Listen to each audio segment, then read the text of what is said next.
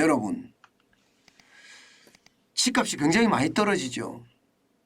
정부가 대책을 내놨는데도 불구하고요. 몇몇 지역을 제외하고는요. 지금 집값이 계속 떨어지고 있습니다.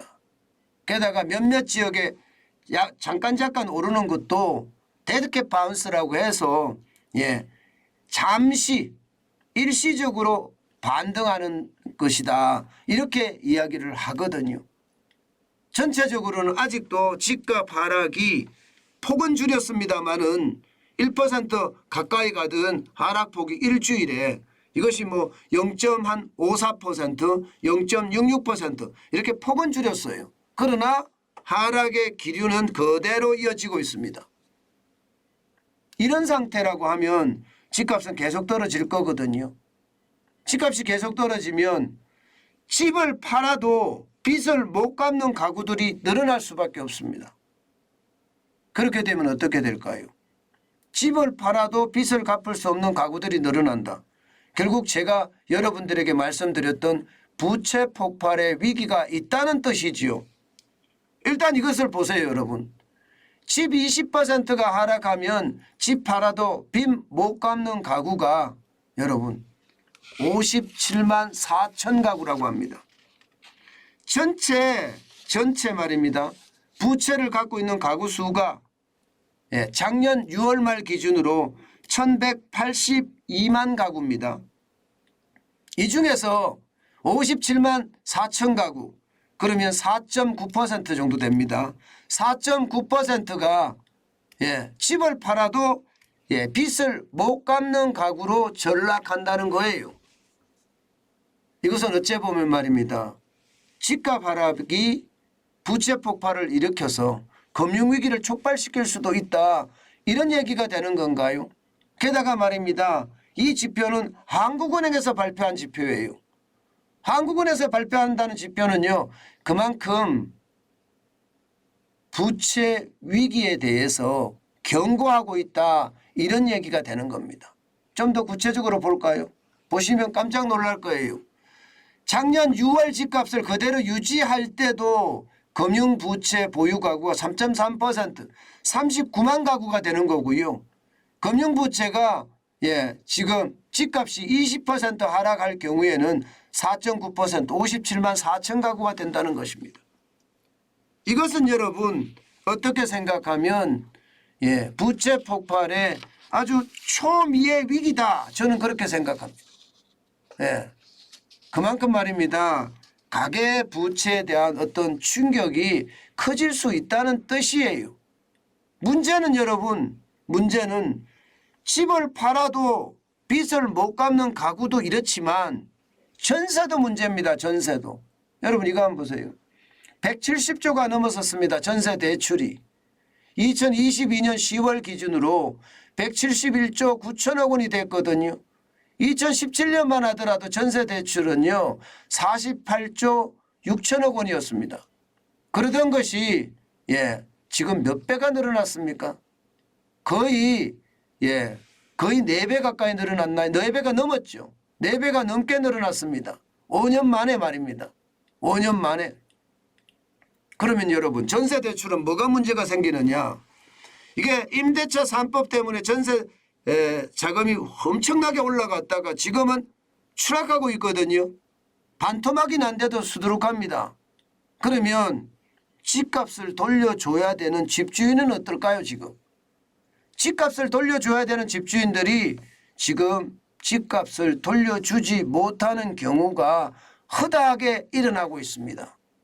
그러면 집주인 입장에서는요. 집주인 입장에서는 이게 잘못하면 집주인이 먼저 금융위기를 맞을 수도 있다는 뜻이에요. 돈을 못 돌려준다는 것은 집값이 너무 떨어져서 못 돌려준다는 이야기도 되잖아요. 그러면 어떻게 될까요? 거기에 대한 충격파 굉장히 커질 수밖에 없겠죠. 게다가 전세는요 지금 인정사정 없이 떨어진다는 말이 어울리게끔 굉장히 빠른 속도로 떨어지고 있습니다. 그러니 그에 대한 충격이 클 수밖에요. 이렇게 됐을 때 여러분 이렇게 됐을 때 가계부채하고 합쳐지면 어떻게 될까요? 1870조 6천억 원의 가계부채 이것과 합쳐지면 더 심각해지고요. 가계부채 중에서도 자영업자 부채가 지금 가장 심각하게 지금 보고 있습니다. 연끌주계 부채도 심각하게 보고 있지만 자영업자 부채가 가장 심각하게 보고 있습니다. 왜냐하면 지난 3분기, 작년 3분기죠. 1,000조가 넘어섰으니까요. 1,014조 2천억까지 늘었습니다. 코로나19의 위기 이후 말입니다. 329조 3천억 원이 늘었고요. 2016년 대비해 보면 534조 5천억 원이 늘었습니다. 그야말로 111.2%가 된 거죠. 2.1배가 늘어난 거잖아요. 2.1배. 2016년 대비해 보면 말입니다. 얼마나 지금 우리 경제가 망가졌는지 아마 여러분 이해되실 거예요. 문제는요. 집값만 떨어지는 게 아니라는 거잖아요. 집값도 지금 계속 떨어지고 있지만 장사도 안 되는 거예요. 자영업자분들 요즘 장사 안 된다는 이야기 진짜 많이 하시거든요. 그러면 벌어서 원금은 고수하고 이자도 못 갚는다는 결론이 생기잖아요. 그러면 어떻게 될까요? 결국 말입니다. 결국 집값이 떨어지고 이자는 많아지고 장사는 안 되고 자영업자가 가장 그 중앙에 서 있으면서 위기를 가장 빨리 몰고 오지 않을까 그런 생각을 참 많이 하게 됩니다. 여러분 부채는요 충분히 터질 수 있다고 제가 말씀을 드려왔습니다. 그만큼 부채가 많고요. 특히 말입니다. 가계부채와 민간부채 이것을 다 합치면 가계부채와 기업부채 이것을 다 합치면 민간부채라고 이야기할 수 있는데요. 지금 민간부채가 장난 아닙니다. GDP 대비 223.7%예요. 작년 3분기 기준으로 GDP가 2,141조를 기준으로 하면요. 민간부채만 4,790조나 됩니다. 그러면 안 터질까요? 저는 부채 터지는 거 아마 굉장히 위험할 거라고 생각을 합니다. 정부가 오죽했으면요. 관치라는 이야기를 들어가면서 예금금리를 낮추고 대출금리를 자꾸 낮추려고 들까요? 그럴 수밖에 없는 게 그만큼 말입니다.